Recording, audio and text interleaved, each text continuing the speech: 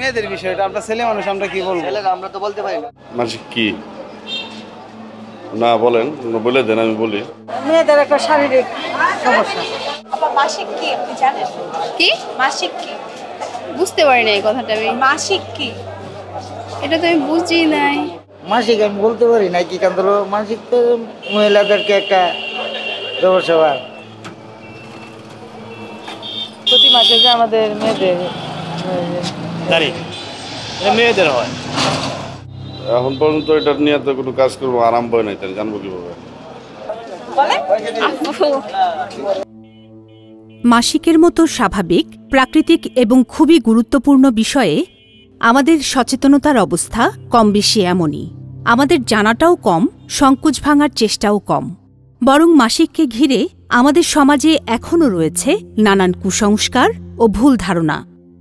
এমনকি মাসিককে শুধুমাত্র মেয়েদের ব্যক্তিগত ও গোপনীয় বিষয় হিসেবে মনে করা হয়। আমার নাম আখি আক্তার, আমি ৮ম শ্রেণীর ছাত্রী। মাসিক মানে একটা সমস্যা মনে হয়। আর আমার নানু আমার দাদু বলে যে সবসময় লুকায় লুকায় ব্যবহার করবা, কারো চোখে যত না পড়ে, কেউ যত না বুঝি যে তোমার মাসিক হয়েছে। বাসায় সবাই থাকে, তাই ওদের সামনে মাসিকের কাপড় চোখে পড়লে আমার অনেক লজ্জা করে। প্রতি মাসে তো আর নতুন কাপড় পাওয়া যায় না, তাই একটা কাপড়ই বারবার ইউজ করতে হয়। মাঝে মাঝে আমাকে আধ ভিজা কাপড়ই পরতে হয়, পুরোপুরি শুকাতে পারি না। কেমন আছো তোমরা সবাই? বসো সবাই বসো। আচ্ছা কি পড়বো আজকে? বসো দেখি তো বয়সন্ধিকালে কুলতা বইটা দেখি কি আছে তোমাদের, দেখো একটু। স্কুলই সব ধরনের শিক্ষার অন্যতম ক্ষেত্র। শিক্ষার্থীরা শিক্ষকদের কথা শোনে এবং মানে। কিন্তু মাসিক ও মাসিক স্বাস্থ্য ব্যবস্থাপনা নিয়ে যেমন আবশ্যিক কোনো পাঠ্যক্রম নেই, তেমনি অনেক শিক্ষকই মাসিক বিষয়ে ক্লাসে কথা বলতে বিব্রত হন বা আলোচনা না করে বিষয়টি এড়িয়ে যান। আসলে আমার মনে হচ্ছে যে এই চ্যাপ্টারটা এই বিদ্যালয়ে ক্লাসে পড়াটা খুব একটা ভালো হবে বলে মনে হচ্ছে না। আমাদেরও তেমন কোনো এগুলির মধ্যে নাই তো আগ্রহ নাই। এটা একটু কেমন জানি নিজের কাছে একটু মনে হয় আর কি। এটা পড়াইতে গেলে একটু নিজের একটু লজ্জা লজ্জা লাগে। আর এই ছেলে মেয়েদের সামনে উপস্থাপন করাটা মনে হয় না যে ছেলেমেয়েরাও যে একটু একটা আগ্রহ নিয়ে শুনবে ক্লাসটা বা করবে, এটাও ওরা এরকম আগ্রহ মনে করে না। সাধারণত দিনের বেশিরভাগ সময় ছেলেমেয়েরা স্কুলে থাকে। মাসিকের দিনগুলোতেও একটা দীর্ঘ সময় মেয়েদেরকে স্কুলে থাকতে হয়। এমন পরিস্থিতিতে স্কুলের টয়লেট যদি মাসিক বান্ধব না হয়, তাহলে মেয়েরা বিভিন্ন সমস্যায় পড়ে। তাদের স্বাভাবিক বিকাশ ব্যাহত হয়। মাসিক বান্ধব টয়লেট না থাকার কারণে দেশের ৪০% ছাত্রী প্রতি মাসে গড়ে ৩ দিন স্কুলে অনুপস্থিত থাকে। এ অনুপস্থিতির কারণে অনেকে স্কুল থেকে ঝরে পড়ে, ফলে বাল্যবিবাহের মতো ঘটনা ঘটে। আমাদের স্কুলে অনেক রকম সমস্যা পড়তে হয় মাসিকের সময়। যে আমরা যে আচ্ছা ক্লাস করতে আসছি, ক্লাস করি, কিন্তু আমাদের তো বাথরুমটা সুন্দর দরকার লাগবে। সুন্দর বাথরুমও নাই, একটা সাবান নাই, পানির ব্যবস্থা নাই ঠিক মতন, অপরিষ্কার থাকে সবসময়।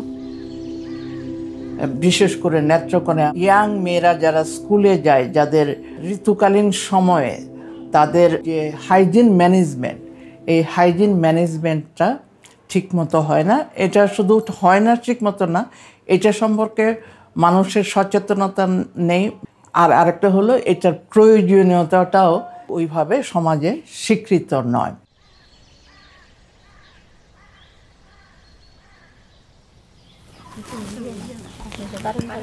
দেওয়ান যাইতো না, পরে খাইবেন। মাসিক হলে সাদা খাবার, টক জাতীয় খাবার, মাছ মাংস ইত্যাদি খাওয়া যাবে না, বাড়ির বাইরে যাওয়া যাবে না।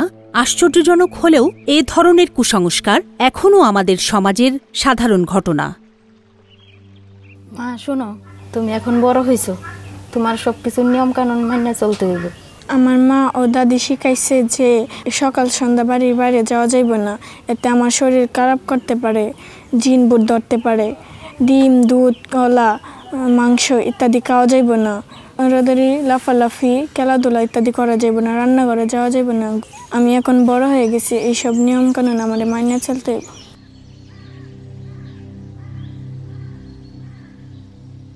মাসিক নিয়ে নীরবতার প্রধান কারণ হচ্ছে বিধিনিষেধ। দুটো ব্রডার জায়গাতে আমরা বিধিনিষেধ দেখতে পাই, একটা হলো ধর্মীয় জায়গাতে আর একটা সামাজিক সাংস্কৃতিক জায়গাতে। সাধারণের মধ্যে একটা ধারণা আছে যে মাসিকের রক্ত দূষিত। এই ভুল ধারণার বশবর্তী হয়ে মাসিক চলাকালীন মেয়েটাকে অস্পৃশ্য ভাবা হয়। এবং আরও একটা বিষয় যে মাসিক সংশ্লিষ্ট হলো সেক্সের সঙ্গে, এবং সেক্স আমাদের সমাজে একটা ট্যাবু। সেক্স নিয়ে কেউ আলোচনা করতে চায় না বা সেক্সুয়াল হেলথ নিয়ে আলোচনা করতে চায় না। এর সঙ্গে রিপ্রোডাক্টিভ হেলথও জড়িত আছে। এই বিষয়গুলো ট্যাবুর কারণে মাসিক নিয়ে কেউ কথা বলে না। প্রধান ভুক্তভোগী মেয়েরাই হয়, এবং এর কনসিকুয়েন্স শুধু যে মেয়েদের জীবনের সঙ্গেই জড়িয়ে থাকে তা নয়, সেটা পরিবারে পড়ে, সমাজে পড়ে, রাষ্ট্রীয় পর্যায়েও পড়ে। মাসিক স্বাস্থ্য ব্যবস্থাপনা অত্যন্ত গুরুত্বপূর্ণ হওয়া সত্ত্বেও বিষয়টিকে অনেকেই গুরুত্ব সহকারে দেখে না। তাই কিশোরীদের জন্য মাসিক স্বাস্থ্য ব্যবস্থাপনা সহায়ক পরিবেশ সৃষ্টিতে এবং সকলের নেতিবাচক মনোভাব পরিবর্তন করতেই যাত্রা শুরু করে ঋতু প্রকল্প।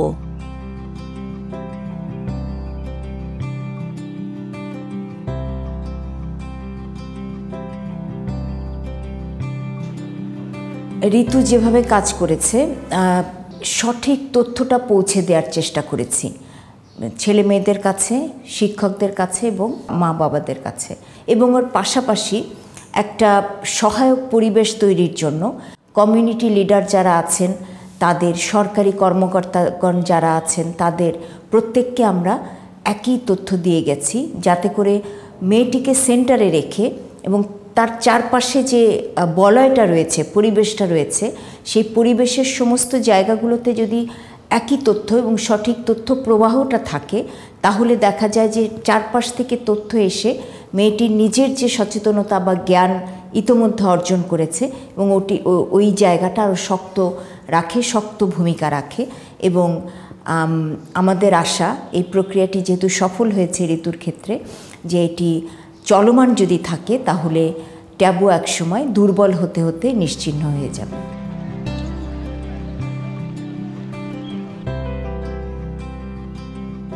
So the RITU program is the first program for CIMAVI where we really based our interventions, our final mix of interventions, on evidence. Both evidence from the academic literature, but also evidence from our needs assessments. And we did this because CIMAVI is more and more working towards impact, the impact of our programs and the total impact of all those programs and how it contributes to our tier of change. So for us, this was the first time that we actually started the program from the start, worked together with the Impact Center Erasmus University to collect evidence and to inform our program based on that. আপনারা কি আগে মাসিক নিয়ে এইভাবে খোলামেলাভাবে কারোর সাথে কথা বলছেন? এরকম খোলামেলাভাবে করি নাই।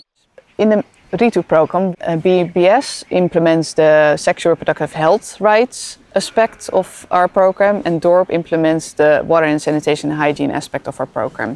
So from the start of the program, they were aware of the fact that they were both in the program and they're doing their own interventions in the same schools and in the same communities.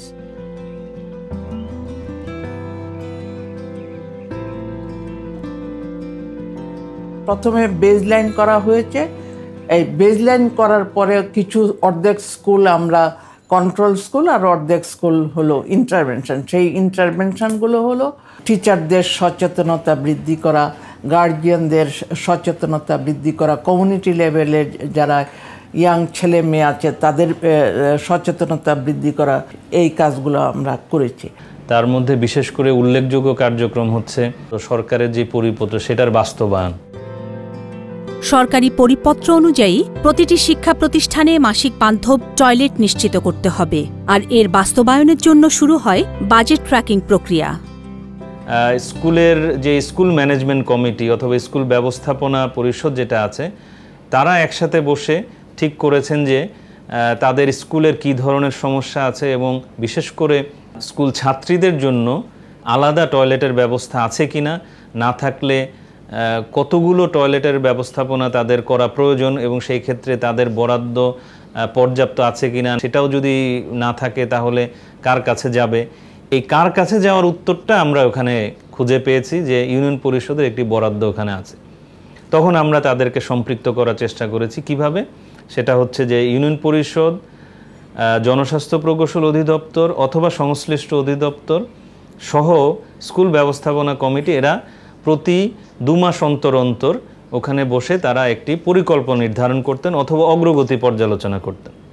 এভাবে আমরা দেখেছি যে স্থানীয় পর্যায়ের আলোচনার কারণে স্কুলের আগ্রহ, ইউনিয়ন পরিষদের বাজেট বরাদ্দ এবং জনস্বাস্থ্য প্রকৌশল অধিদপ্তরের কারিগরি অংশগ্রহণ ইত্যাদির কারণে মাসিক বান্ধব স্কুল স্থাপন সম্ভব হয়েছে। আমরা নেত্রকোনা জেলার 8টা উপজেলার 89টা স্কুলে কাজ করছি। তার মধ্যে মাসিক বান্ধব টয়লেট স্থাপন হয়েছে 89টা স্কুলেই। সেখান থেকে এসএমসি এবং ইউনিয়ন পরিষদ, স্থানীয় সরকার, ইউনিয়ন পরিষদ, উপজেলা পরিষদ সবার কাছ থেকে আমরা প্রায় 77 লাখ টাকা পেয়েছি। এই টাকাটার মাধ্যমে কিন্তু আমাদের প্রতিটা স্কুলে এখন মাসিক বান্ধব টয়লেট হয়ে গেছে। শিক্ষা প্রতিষ্ঠানগুলোর পাশাপাশি শিক্ষার্থীদের বাড়িতে ঋতুকালীন সঠিক স্বাস্থ্য ব্যবস্থাপনার সুযোগ সুবিধাগুলো আছে কিনা তা যাচাই বাছাই করতে শুরু হয় কমিউনিটি হাউসহোল্ড টয়লেট ম্যাপিং প্রক্রিয়া। বাড়িতে আছেন? আমরা বাড়ি বাড়ি যায়া দেখতেছি কার কিরকম টয়লেটের অবস্থা, তার টয়লেট পরিষ্কার আছে কিনা, বা স্কুলে আমরা যেগুলো নিশ্চিত করছি তাদের বাড়িতে টয়লেটে এগুলো আছে কিনা। সার্ভে করার পর আমরা একটা কমিউনিটি প্যারেন্টস গ্রুপ তৈরি করব। প্যারেন্টস গ্রুপ তৈরি করার পর আমরা এটা মিটিং করব। এদের মধ্যে এই প্যারেন্টস গ্রুপ মিটিংয়ে আমরা আলোচনা করে দেখব যে কার টয়লেটের অবস্থা কীরকম। এই টয়লেটটা মূলত আপনারা কতজন ব্যবহার করেন? আমরা 5 জনই ব্যবহার করি। 5 জন ব্যবহার করেন না? আচ্ছা আপা, আমাদের মূল লক্ষ্য উদ্দেশ্য আমরা প্রতিটি স্কুলে যেমন নারী বান্ধব টয়লেট নিশ্চিত করতে পেরেছি, প্রতিটি বাড়িতে যেন টয়লেট নিশ্চিত করতে পারি। বিভিন্ন শিক্ষা প্রতিষ্ঠানের টয়লেটের অবকাঠামোগত উন্নয়নের পাশাপাশি শিক্ষক শিক্ষার্থীদের মধ্যে সঠিক জ্ঞান ও সচেতনতা বাড়াতে শুরু হয় ঋতুর স্কুল ক্যাম্পেইন। ঋতু ক্যাম্পেইন দলের সহযোগিতায় 4 ঘন্টা ব্যাপী উৎসব মুখর পরিবেশে আমরা স্কুলের ছাত্রছাত্রী এবং শিক্ষক শিক্ষিকাগণকে মাসিক স্বাস্থ্য ব্যবস্থাপনার গুরুত্ব তুলে ধরার চেষ্টা করি।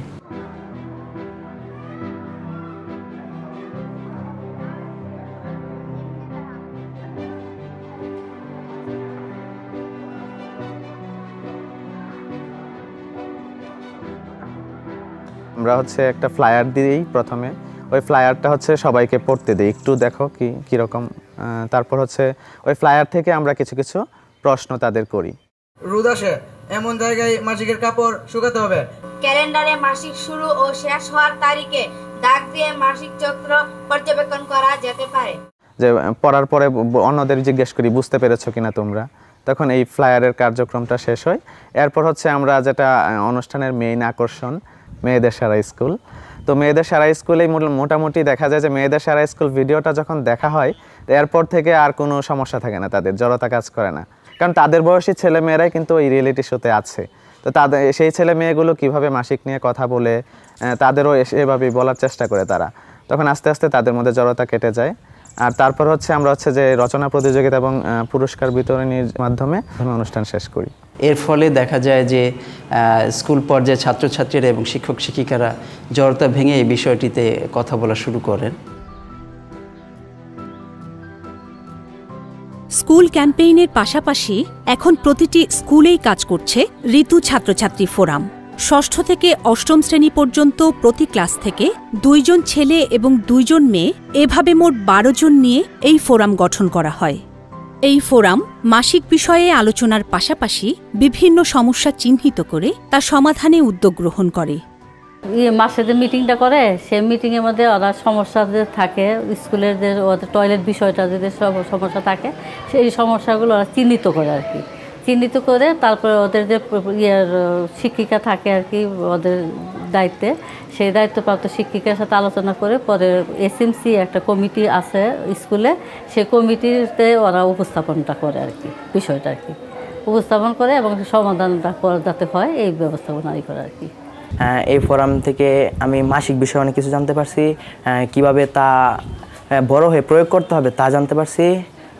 কিভাবে বোনদেরকে সাহায্য করতে হবে তা জানতে পারছি। এই ফোরামের হয়ে আমরা অন্যদেরকে সচেতন করি, অন্যদেরকে এইসব বিষয় জানাই, আশেপাশে যারা আছে তাদেরকে বলি। বাসায়ও আমরা এই ধরনের কাজ করতেছি। বাসার আশেপাশে যেমন অনেকে মাসিক বান্ধব টয়লেট নাই, ওদেরকে সচেতন করতেছি। আমাদের স্কুলে অনেক সমস্যা হয়েছিল, এগুলোও আমরা করতেছি। স্কুল থেকে প্রতিটি শিক্ষার্থীকে ঋতুর টেক হোম মডিউল দিয়ে দেওয়া হয়, যেখানে শিক্ষার্থীর পাশাপাশি বাড়ির সব বয়সী সদস্যের জন্য বয়ঃসন্ধিকাল ও এ সময়ে করণীয় বিভিন্ন তথ্যাদি থাকে। আমার বাড়িতে আগে টয়লেট ছিল, মাসিক বান্ধব ছিল না, কিন্তু এখন তো মেয়ে গিয়ে এগুলো বলার পরে এখন বাড়িতেও চেষ্টা করতেছি এই যে মাসিক বান্ধব টয়লেট করার জন্য। সাবান থাকা লাগে, আপনার এই যে সেনারও থাকা লাগে, বেশি পরিমাণ পানি থাকা লাগে, সাবান দিয়ে হাত ধুতে হয়। আর এই যে সেনার যে আছে নেপটিন আছে, এগুলো তো তারা লাগে, একটা রাখে আসে, তারপর একটা জুড়ি লাগে রাখার জন্য। ঋতুর সচেতনতা সৃষ্টির বহুমুখী কার্যক্রমের মধ্যে প্যারেন্টস মিটিং অন্যতম, যার মাধ্যমে এখন প্রতিটি পরিবার জানছে সন্তানদের বয়ঃসন্ধিকাল ও মাসিক এবং এ সময়ে করণীয় বিষয় সম্পর্কে। এই যে কমিউনিটি সেশন যেটা, এটা কমিউনিটি সেশনটা 2 দিন হয়, মানে প্রতিটা সেশন 2.5 ঘন্টা করিয়া। আপনার 5টা বিষয়ের উপর তাদেরকে প্রথম দিন আমরা আলোচনা করি। বয়ঃসন্ধিকালে আমরা শুরু করি 1 নাম্বার, পরে হইতে বয়ঃসন্ধিকালে আপনার যে বিস্তারিত আছে এগুলো আলোচনা, বয়ঃসন্ধিকাল কখন শুরু হয়। দ্বিতীয়ত হচ্ছে মাসিক, যেন মাসিক হয়, মাসিকটা কি এবং কেন হয়, কিভাবে হয়, এটা একটা গল্প দিয়ে আমরা তাদেরকে বুঝাই। পরবর্তী দিন আমরা 3টা বিষয় নিয়ে আলোচনা করি। আর 4 নাম্বারটা হচ্ছে মোটিভেশন। এই 9টা আমরা বিষয় নিয়ে আলোচনা করে আমরা 2 দিনের সেশনটা শেষ করি।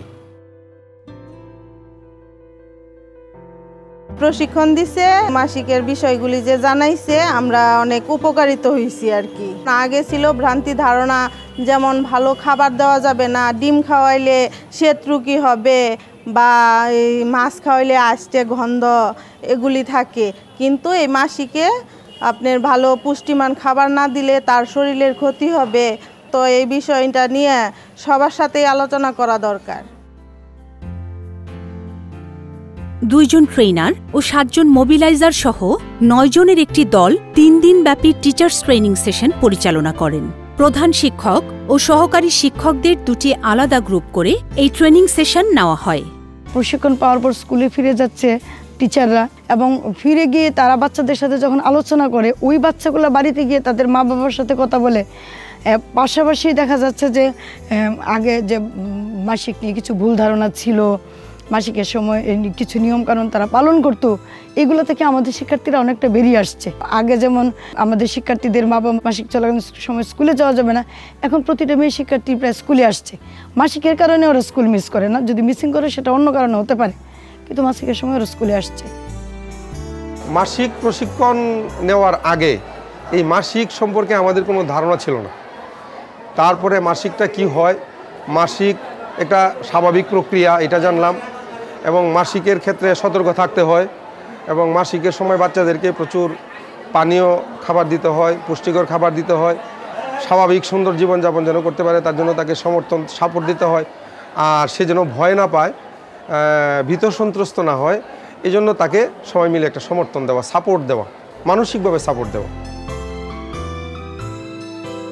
আমাদের যে নারী দেহের যে পরিবর্তনগুলো, এবং এই পরিবর্তনগুলো হওয়ার সময়ে যে আমাদের যে বাধা, আমাদের সামাজিক পারিবারিক যে বাধাগুলো আসে, এবং এই বাধার কারণে যে আমরা নারীরা কতটুকু পিছিয়ে গেছি, পিছিয়ে যাচ্ছি, এবং সমাজে এভাবেই প্রচলিত হয়ে আসছে, আমাদের পরবর্তী প্রজন্মে যে প্রবলেম হচ্ছে, এই অনেকগুলো কথা তো আলোচনা হয়েছে, অনেক কিছু জানতে পেরেছি।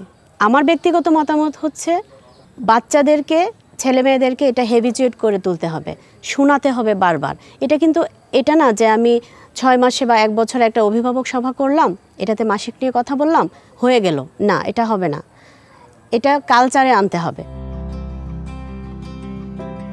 প্রকল্প এলাকায় ঋতু ছাত্রছাত্রী forum, teachers training, parents meeting ইত্যাদি পরিচালনার পাশাপাশি দেশের সর্বস্তরের মানুষের মধ্যে সচেতনতা বাড়াতে গণমাধ্যমকেও সম্পৃক্ত করেছে ঋতু প্রকল্প।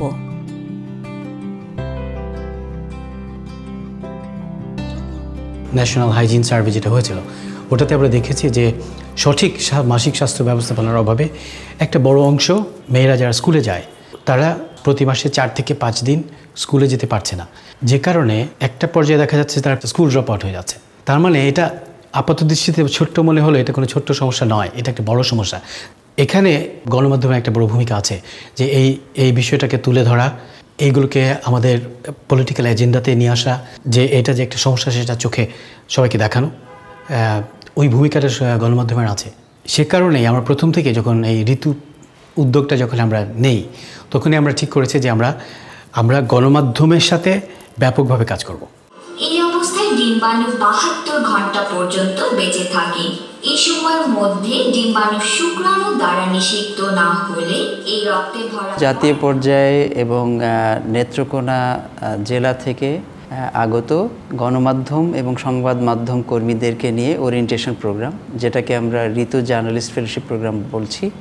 এই ওরিয়েন্টেশন প্রোগ্রামের মাধ্যমে ইলেকট্রনিক এবং প্রিন্ট মিডিয়া এবং অনলাইন মিডিয়া থেকে, অর্থাৎ রেডিও, টেলিভিশন, বাংলা এবং ইংরেজি দৈনিক পত্রপত্রিকা এবং অনলাইন নিউজ পোর্টাল বিশেষ করে সঙ্গে যারা যুক্ত রয়েছেন সংবাদকর্মী হিসেবে তাদেরকে আমরা আমন্ত্রণ জানাই এবং এই ওরিয়েন্টেশন প্রোগ্রামে তাদেরকে আমরা মাসিক স্বাস্থ্য ব্যবস্থাপনার অতি গুরুত্বপূর্ণ তথ্যগুলো প্রতিবেদন অথবা উপস্থাপনার মাধ্যমে ওরিয়েন্টেশন দিই।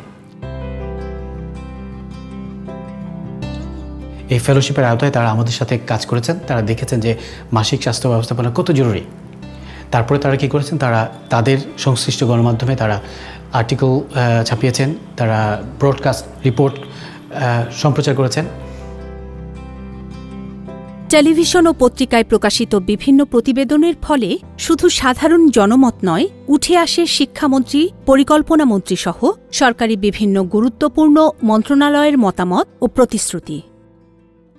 আমাদের দেশে এইগুলো ছিল আগে লজ্জার বিষয়ে কথা বলতো না, তাই আমাদের মেয়েদের যদি একটা ভালো কমফোর্টেবল অবস্থায় স্কুলে না থাকে তখন তো সে সমস্যায় পড়বে, ফিজিক্যালি প্রবলেমও পড়বে। সকল শিক্ষার্থী, বিশেষত মেয়ে শিক্ষার্থীরা তাদের মেনস্ট্রুয়াল হাইজিন সম্পর্কে যথাযথ জ্ঞান আহরণ করতে পারে এবং সেই অনুযায়ী প্রয়োজনীয় ব্যবস্থা গ্রহণ করতে পারে এবং সেই ব্যবস্থায় আমরাও সহায়ক হিসেবে ভূমিকা পালন করব। এটা লজ্জাবোধ অনেকে স্বাভাবিকভাবে আপনি জানেন, এটা থেকে বেরিয়ে আসার জন্য সময় প্রয়োজন। এই জন্য স্কুলের শিক্ষা, মোটিভেশন, উদ্বুদ্ধকরণ শিক্ষক যারা আছেন তারাই বুঝাবেন। এটা সরকারিটাতে আমরা সরাসরি অন্যান্য বিষয়ে যেভাবে সহায়তা দিচ্ছি এখানে বিবেচনা করতে পারি। এমনকি সুপ্রিম কোর্টে মাসিক বান্ধব টয়লেট নেই এই প্রতিবেদন প্রকাশের পর জরুরি ভিত্তিতে কমিটি গঠনের মাধ্যমে এই সমস্যা সমাধানের উদ্যোগ গ্রহণ করা হয়। মাসিক স্বাস্থ্য ব্যবস্থাপনা যাতে স্কুলগুলোতে একটা বড় রকমের সচেতনতা তৈরি হয় সেজন্য আমরা একটা রিয়েলিটি শো করেছি। রিয়েলিটি শোর নাম হচ্ছে যে মেয়েদের সেরা স্কুল। এই রিয়েলিটি শোটা বাংলাদেশে এই ধরনের রিয়েলিটি শো প্রথম। এই রিয়েলিটি শোতে দেখা গেছে আমরা একদম টেকনাফ থেকে তুলিয়া পর্যন্ত আমরা বিভিন্ন স্কুলে গিয়েছি। 13টা স্কুলে আমরা ঠিক করে 13টা স্কুলে গিয়ে আমরা দেখেছি যে স্কুলগুলোতে মাসিক স্বাস্থ্য ব্যবস্থাপনা কতটুকু যথাযথভাবে আছে। এই অনুষ্ঠানটা, রিয়েলিটি শোটা 4টা টেলিভিশন চ্যানেলে গিয়েছে এবং এইগুলোর মাধ্যমে একটা বড় রকমের সচেতনতা তৈরি হয়েছে।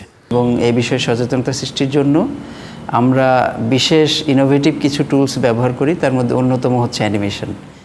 এরপর সুরভি বাড়ি চলে যায় কারণ আমাদের স্কুলে টয়লেট অপরিষ্কার।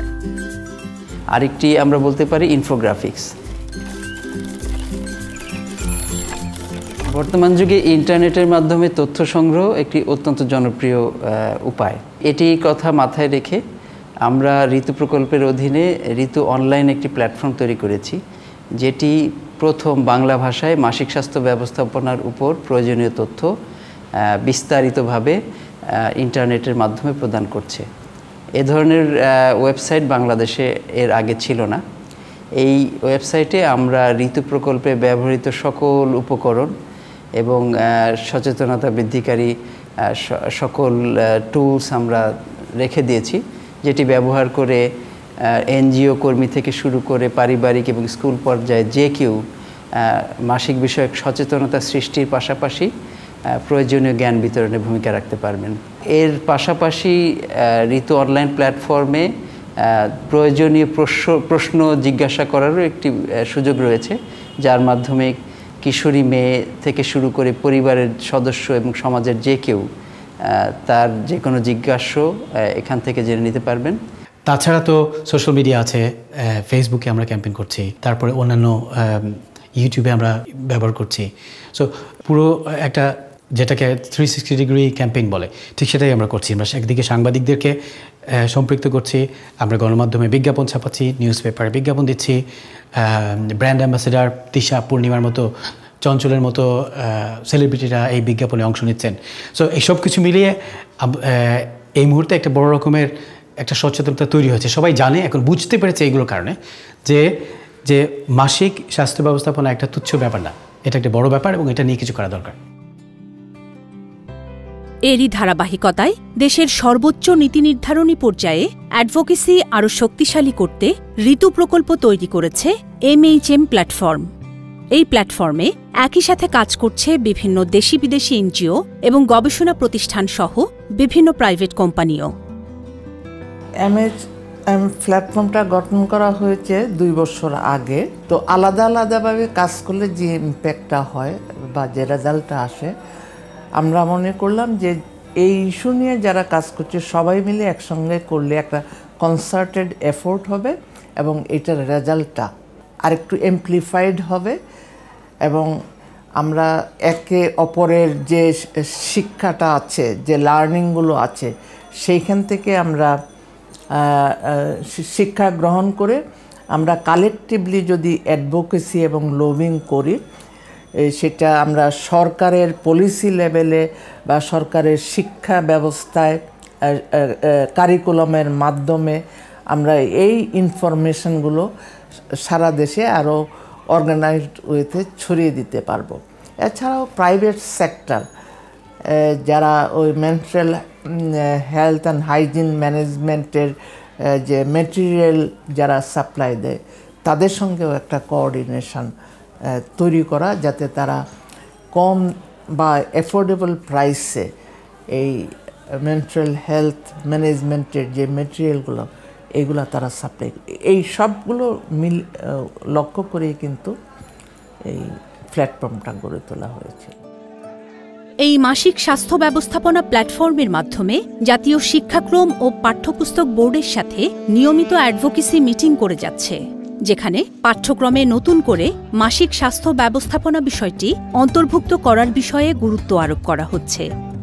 অ্যাডভোকেসি করার ক্ষেত্রে আমরা যে দুটো জায়গায় জোর দিয়েছি, মাসিক হয়ে গেলেই এখনো পর্যন্ত পরিবারগুলো বা সমাজের মানুষ মনে করে মেয়েটি বিয়ের উপযুক্ত হয়ে গেছে, ফলে এটি যাতে না ঘটে সেই জায়গাটায় উদ্যোগ নেওয়া, এবং দ্বিতীয়ত যেটা বললাম তথ্য প্রবাহ, শিক্ষকরা স্কুল কারিকুলামে যেন আমাদের মাসিক স্বাস্থ্যের মাসিক স্বাস্থ্যের বিষয়টি অন্তর্ভুক্ত হয়, যাতে করে শিক্ষার্থীরা শিক্ষকদের কাছ থেকেই তথ্যগুলো পায়।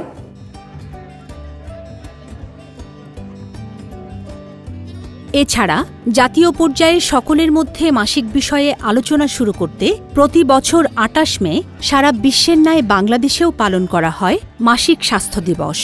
বিভিন্ন নীতি নির্ধারণী পর্যায়ের বিশেষ অতিথি, নেদারল্যান্ডস দূতাবাসের প্রতিনিধি, গণমাধ্যম কর্মী, এনজিও প্রতিনিধি এবং আইএনজিও প্রতিনিধিদের নিয়ে আমরা সমন্বিতভাবে এটি উদযাপন করি এবং এটিকে সামনে রেখে রেড অরেঞ্জ যেটি তৈরি করে, আমরা একটি MHD মুভি তৈরি করি। এই MHD মুভি থেকে নীতি নির্ধারণী পর্যায়ের বিশেষত সরকারি প্রতিনিধিরা বাংলাদেশের মাসিক স্বাস্থ্য ব্যবস্থাপনার বর্তমান প্রেক্ষাপট বুঝতে পারেন এবং তারা তাদের পর্যায় থেকে কী করণীয় সেটা জানতে পারেন।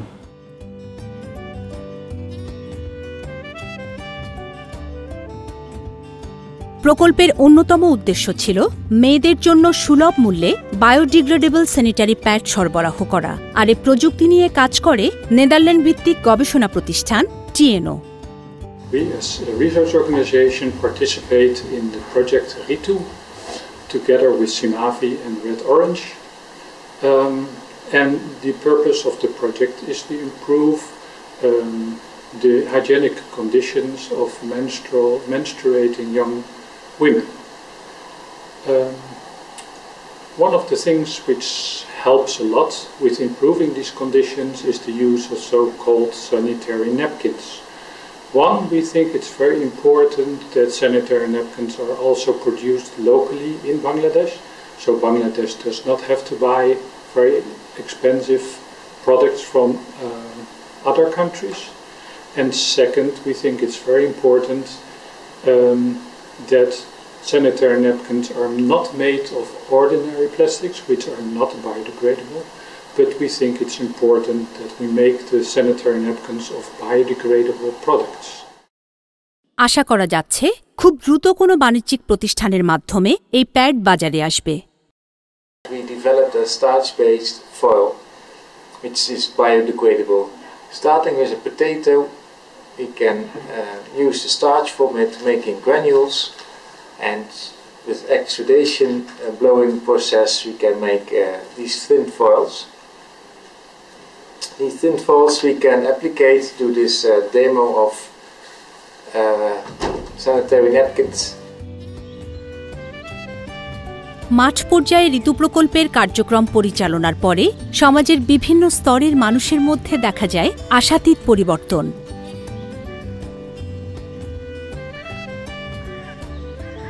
প্রকল্প এলাকার প্রশিক্ষণ পাওয়া ছাত্রছাত্রী, শিক্ষক, অভিভাবক সহ সকল সাধারণ মানুষ মাসিক স্বাস্থ্য ব্যবস্থাপনা বিষয়ে এখন যথেষ্ট সচেতন। মাসিকের সময় মেয়েদেরকে সচেতন থাকতে হবে, খুব সচেতন। এর সময় সব কিছু খাবারই খাওয়া যায়, খেলাধুলা করতে হবে, পরিষ্কার পরিচ্ছন্ন বিষয়টা সবচেয়ে বেশি মনে রাখতে হবে। এই ক্যাম্পিং থেকে আমি বিশেষ করে বলবো যে মাসিক সম্পর্কে জানতে পেরেছি। আগে আমার মাসিক সম্পর্কে ধারণা ছিল, কিন্তু এতটা ছিল না। মাসিক নিয়ে আমি জড়তা বোধ করতাম, কারোর সাথে শেয়ার করতে পারতাম না। কিন্তু যখন এই ক্যাম্পিংটা শুরু হয়েছিল এবং এরপর থেকে আমি সবার সাথে খোলামেলাভাবে কথা বলতে পারি। এই ক্যাম্পিংয়ের পর থেকে আমি এখন যেটা মনে করি যে মাসিককালীন সময়ের স্বাস্থ্যবিধি এবং তাদের করণীয়, খাওয়া দাওয়া, সব কিছুর এভরিথিং আপনি প্রশ্ন করলে দেখতে পাবেন। আমার প্রতিটা বাচ্চা স্বয়ংসম্পূর্ণ যদি প্রশ্ন করেন এটা পারে। আমি নিজেও ছিলাম, একটু জড়তা ছিল, অজ্ঞতা ছিল, কিন্তু ক্যাম্পেইনের পরে আমি নিজেই এখন খুব একবার নিজেকে স্বাচ্ছন্দ্যবোধ মনে করি আর কি, কথা বলতে, কিংবা এটা নাই, জড়তা যেটা সেটা নেই আর কি। আর একটা বিষয় হচ্ছে যে আমরা এই ক্যাম্পেইনের মাধ্যমেই আর যেমন আমরা নিজেরা স্কুলে প্যাড দিচ্ছি এখন। আমরা একটা প্যাডে 8টা থাকে, 80 টাকা দিয়ে কিনে আমি 5 টাকা করে দিই, এবং আমি দেখলাম যে উল্লেখযোগ্য পরিমাণ এখন আমাদের এখান থেকে নিয়ে যায়। ঋতু প্রকল্পটা আসার পরে বিশেষ করে নারী সমাজের মধ্যে একটা ব্যাপক প্রভাব ফেলছে এটা। আমরা জানি সাধারণত এই মেয়েদের মাসিক ব্যবস্থা নিয়ে কেউ কথা বলে না, ঘরে বাইরে কোথাও না। তখন আস্তে আস্তে এই ঋতু প্রকল্পের কর্তৃপক্ষ স্কুলে এইগুলি নিয়ে আলোচনা করতে শুরু করলো, এমন জনপ্রতিনিধিদের সাথে আলোচনা করতে শুরু, শিক্ষকদের সাথে আলোচনা করতে শুরু করলো। এর মধ্যে এটা ব্যাপক প্রচারণা পেয়ে গেল। প্রচারণা পাওয়ার সাথে সাথে এবং বিশেষ করে অভিভাবকদের সাথে যখন কথা বলা হলো, ঋতু প্রকল্পের মাধ্যমে জানা হলো, তো মায়েরা এই যে সমস্ত জিনিস ব্যবহার করে সেইগুলির ব্যবহার বাড়িয়ে দিল, এবং স্কুলে যাওয়াটা একটা শুরু হয়ে গেল। যে যারা স্কুল যেত না, স্কুলে উপস্থিতির হার বিশেষ করে বেড়ে গেল। এবং এদের মধ্যে যে মেয়েদের মধ্যে যে আতঙ্ক, ভয়, যে দৌড় ছোটাছুটি করতে পারে, খেলতে পারবে, এই আতঙ্কটা কেটে গেল।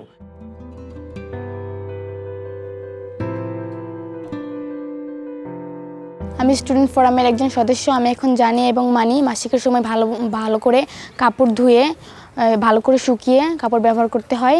আমি এখন সচেতন। কি ব্যাপার জমা? স্যার, আমি স্কুলের টয়লেটের জন্য ফান্ড করতেছো? জি স্যার। আমি কি করব? স্যার, আপনি একটু ফান্ডের কিছু দেন।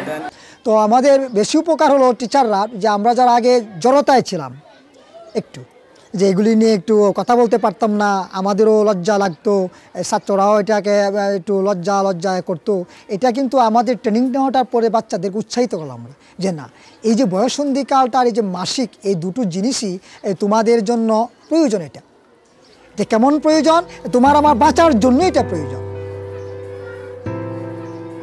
শিক্ষক ও স্কুল কমিটির সহযোগিতায় আমাদের স্কুলে মাসিক বন্ধ টয়লেট তৈরি হয়েছে।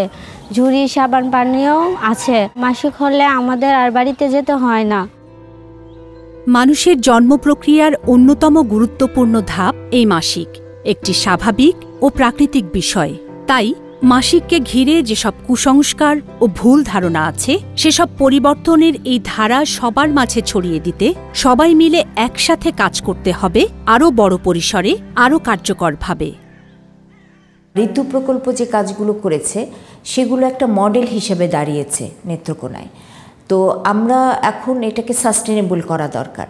যদি সরকারকে আমরা মডেলটা ইন্ট্রোডিউস করতে পারি এবং সরকারের সংশ্লিষ্ট মন্ত্রণালয় বা বিভাগগুলোকে বোঝাতে পারি যে বা দেখাতে পারি তাদেরকে যে কিভাবে পরিবর্তনটা এসেছে এই ঋতু ইন্টারভেনশনের ফলে, তো এই মডেলটা যদি সরকার অন্যান্য জেলায় বা অন্যান্য স্কুলে এবং কমিউনিটিকে সংশ্লিষ্ট করে বাস্তবায়ন করে তাহলে একটি বড় ধরনের পরিবর্তন আমরা সারা দেশ জুড়ে দেখতে পারবো। আমাদের সবারই উচিত বাড়িতে এবং স্কুলে মাসিক বান্ধব টয়লেট তৈরি করা। মাসিকের সময় প্যাড অথবা নরম সুতি কাপড় ব্যবহার করা উচিত। ভাই হিসাবে আমার কর্তব্য বোনের মাসিকের সময় প্যাড কিনে দেওয়া। প্রতি 4 ঘন্টা বা 6 ঘন্টা পর পর প্যাড বা নরম সুতির কাপড় পরিবর্তন করা উচিত। মাসিকের সময় মেয়েদেরকে নিয়ে ছেলেদের হাসি ঠাট্টা করা যাবে না। মাসিকের সময় প্রচুর রক্তক্ষরণ হয়, আর তাই যাদের মাসিক হয় তাদেরকে প্রচুর লৌহ ও আয়রন সমৃদ্ধ খাবার খেতে হবে। মেয়েদের বেড়ে ওঠার সবচেয়ে গুরুত্বপূর্ণ দিনগুলোতে আসুন সবাই মিলে তাদের পাশে থাকি। আমাদের সবার আন্তরিক সহযোগিতা দিয়ে তাদের স্বাভাবিক বিকাশ নিশ্চিত করি। সুস্থ শরীর ও মন দিয়ে আমাদের মেয়েরা জয় করুক সব বাধা। অযথা জড়তা আর দ্বিধা সরিয়ে আসুন কথা বলি মাসিক নিয়ে, কারণ মাসিক একটি স্বাভাবিক ও প্রাকৃতিক বিষয়।